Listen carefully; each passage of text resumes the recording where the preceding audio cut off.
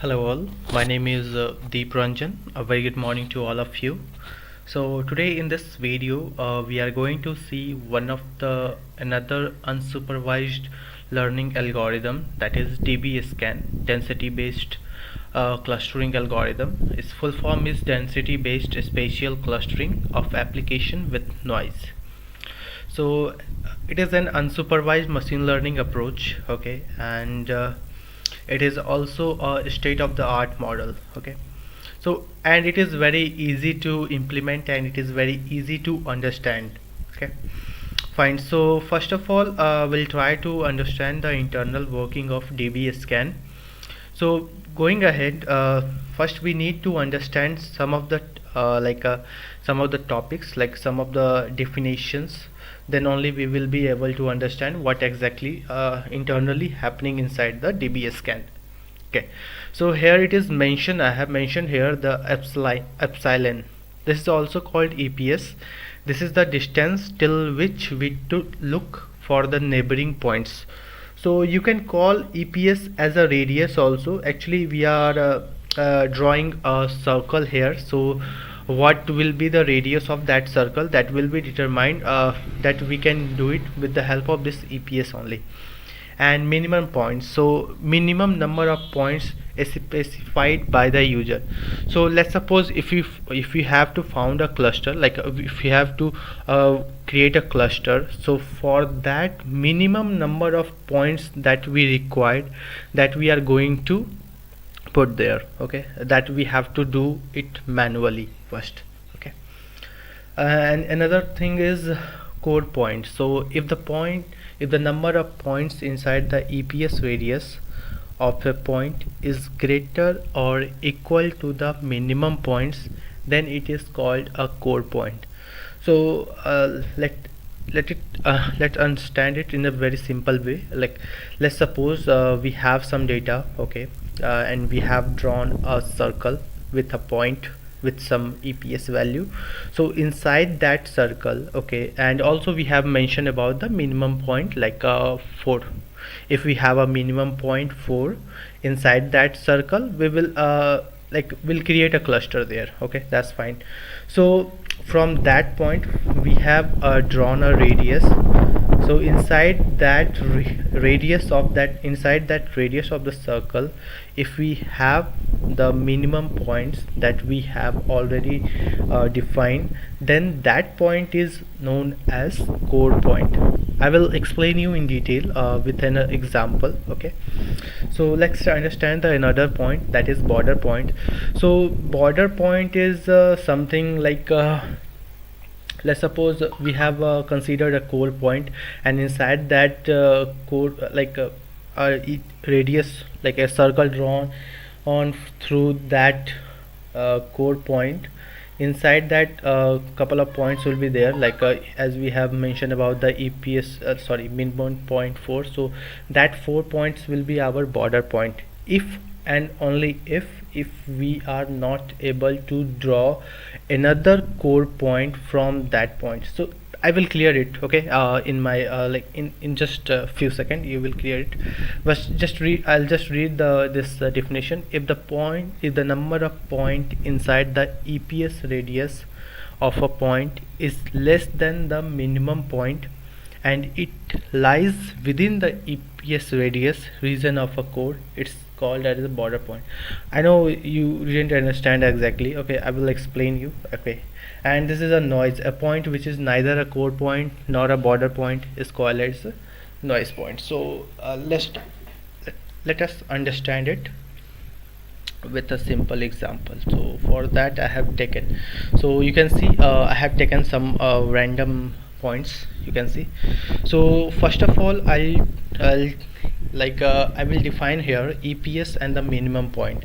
So here I am taking EPS, the radius of 1 unit, okay. Let just suppose it is, okay.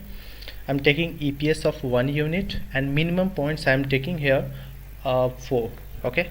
So inside a circle, if we have a minimum 4 points, then we will found a cluster, then that point will be our core point. So let me take that. So let's suppose this point I have taken, randomly. Okay, after that I'm just going to draw a circle with a radius of 1.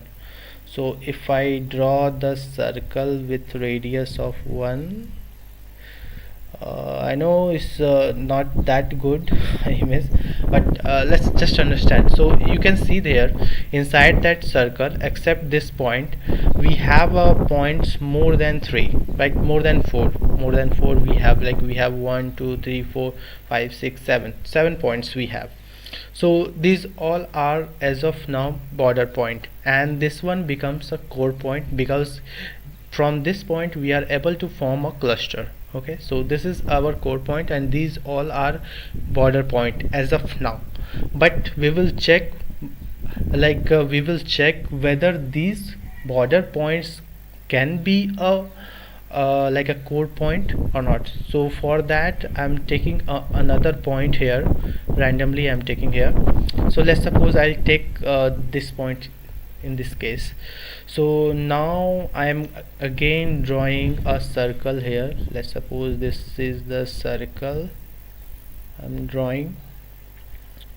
Okay, so from this point I have drawn this circle. Just consider it. Okay, I know it's not same. Okay, the radius is not same, so just and we have taken like a minimum points 4. So inside that circle we have, except this point, we have only 3 data points, right? So we are not considering this point as a core point, so this will be become our border point. Okay, so I'll just do it. Okay, I'll make it a border point only. Let me pick the same color which I have taken earlier. Yeah, it's fine. So I'll make it as a border point only. Okay, fine. So we are not able to form a cluster here, so we'll take another point. Now we are taking another taking point. I have to select a different color there. Okay, let me pick it. Sorry. Okay, fine. So let's suppose I'll take this point. Okay, or maybe this point, let's suppose. Okay, so again I have to draw a circle here. From this point we'll draw it. So if I draw this one, so I think this kind of circle we can draw, and we can see here we have a 4 of almost like a 5 points, 1 2 3 4 5 points inside inside this circle, right?